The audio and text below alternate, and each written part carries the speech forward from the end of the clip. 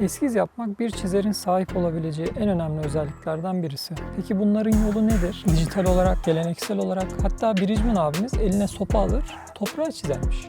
Tabii ki benim aklıma eskiz deyince ilk başta eskiz defteri geliyor. Sizin fikirlerinizin, tecrübelerinizin, notlarınızın, sırlarınızın, mutluluğunuzun, hüznünüzün yani hayatınızın içinde olduğu defterlerdir. Her türlü hatayı yapabileceğiniz güvenli alanınız. Ayrıca yaptığınız hata yüzünden sizi de yargılamaz. Neyse, belki de çok romantize etmiş olabilirim. Ama demek istediğim eskiz defteri bizim ve hayatımız gibi asla mükemmel değildir. Yani eskiz defteri bir araçtır. Doldurulması gereken bir şey haline dönüşürse işlevini kaybeder. Eskiz defteri doldurulmaz, kullanılır.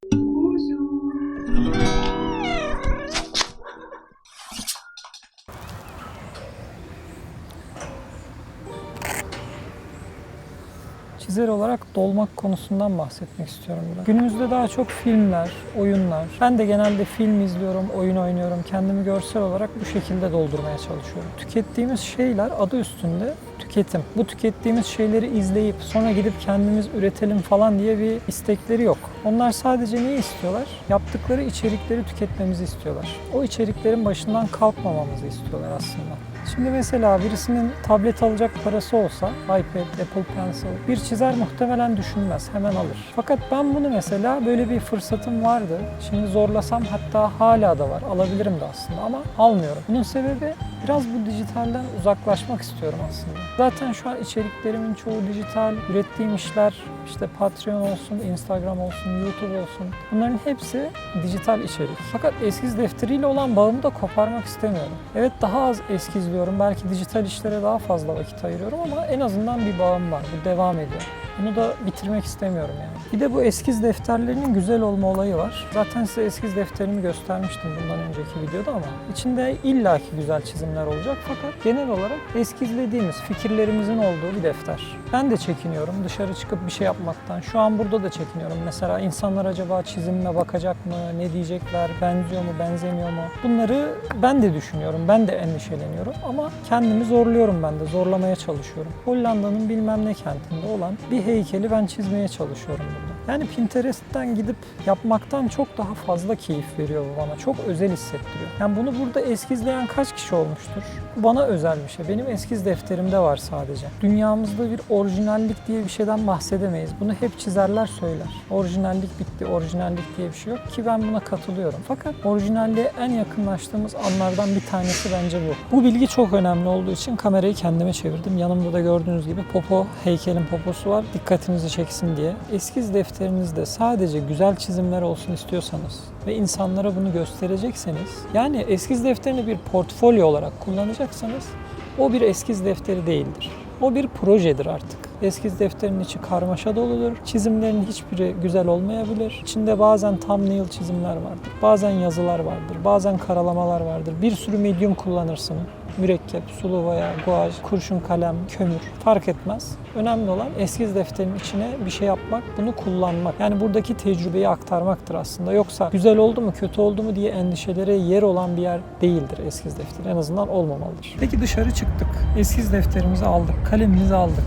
İyi de aradığımız her şeyi dışarıda bulamayız ki. Mesela ben deniz altında yaşayan böyle çok nadir bir canlı çizeceğim. Nereden bulacağım yani? Denize mi gideyim? Dalayım mı? Ne yapayım? Ya da daldım diyelim. Eskiz defterimi çıkarıp çizmeye mi çalışacağım su altında? Tabii ki her duruma uygun değil.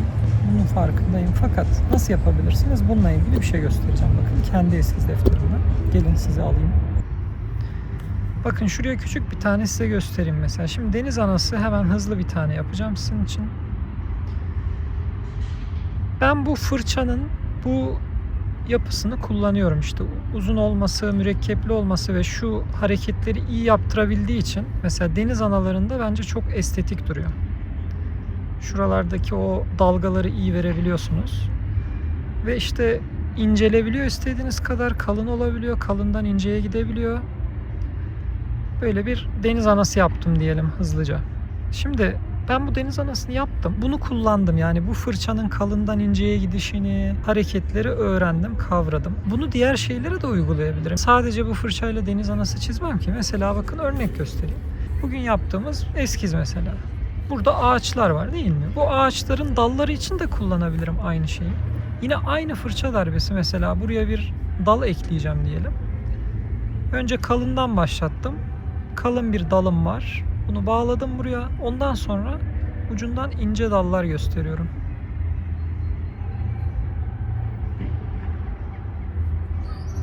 Bunu ağaçlara da uygulayabilirim. Yani dışarıda yaptığımız, öğrendiğimiz teknikler, kendimizi zorlamalarımız sadece bir konuya ait değil.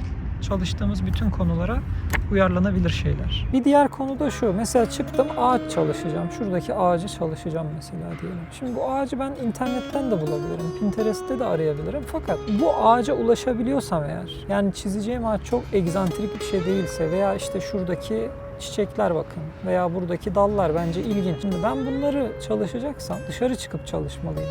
Böyle hiçbir yerde olmayan bir ağaç çizmek istiyorsak tamam, o zaman Pinterest'ten araştıralım. Ama benim demek istediğim yakındaki ağaçlarda, yakındaki bitkilerde bile aslında sigara izmariti. Aslında buradaki bitkilere yeterince yakından bakarsak bunların da çok ilginç olduğunu görürüz. Çevremizde de aslında bu bitki örtüleri, ağaçlar, objeler var zaten. Yani bu objelerle de bence çiziminizi geliştirebilir, çizginizi güzel bir yere taşıyabilir. Sonra gidip referanslardan yine yardım alabilirsin. Ama bu dışarıda baktığınız şeyleri çizmenin ayrı bir havası, ayrı bir tadı var bence. Kendi çevrenizde, etrafınızda olan ve basit gördüğünüz bu cisimler aslında size özel. Mesela buradaki ördek sadece burada var, başka bir yerde yok.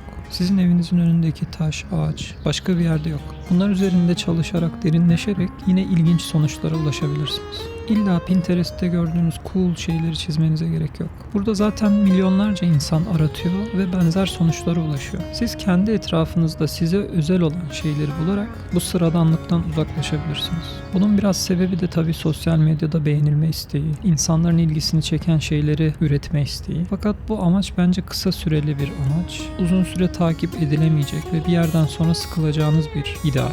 Son olarak şöyle bir konu var. Biz genelde çizimlere baktığımız zaman bitmiş işlere bakıyoruz. En beğendiğimiz şeyler aslında hep bitmiş işler. Çoğu sanatçı eskiz aşamasını, düşünce aşamasını gösteremiyor. Çünkü bu aşamalar çok karmaşık olabiliyor veya o sanatçı bu eskizlerinin onu temsil etmesini istemiyor. Bitmiş işlerinin temsil etmesini istiyor. Çalışırken de böyle bir hata oluyor dolayısıyla. Çizimlere bakıyoruz. Bitmiş işleri yapmaya çalıştığımız için sıkıntıya giriyoruz. O aradaki aşamaları atlayıp direkt sonuca ulaşamayız. Bununla ilgili güzel bir örnek var aslında. Imagine FX dergisi diye bir dergi var. Bunun sketchbook serisi vardı. Benim elimde de birkaç tanesi var. Bu dergi mesela bize artistlerin eskiz defterlerini sunuyor. Birçok sanatçının düşünme aşamalarını görüyoruz. Bitmiş işlere ulaşmadan önce nasıl düşünmüşler, neler çizmişler, bunları görüyoruz ve bence bu çok değerli. Ama tabii ki bunlar bile, bu dergide olan eskizler bile düşünce aşamasının başı değil muhtemelen. Elden geçirilmiş çizimler. Çünkü yine burada sanatçıyı temsil eden çizimler bunlar.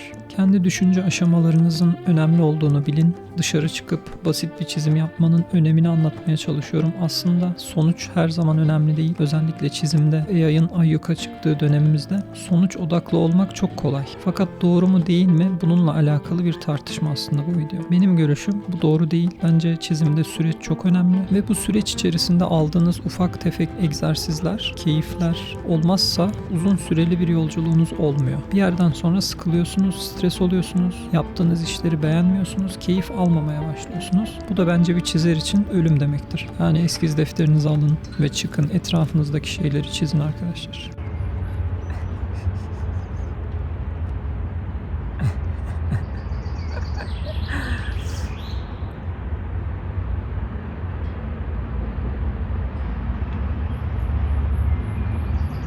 Güldüğünü duydular.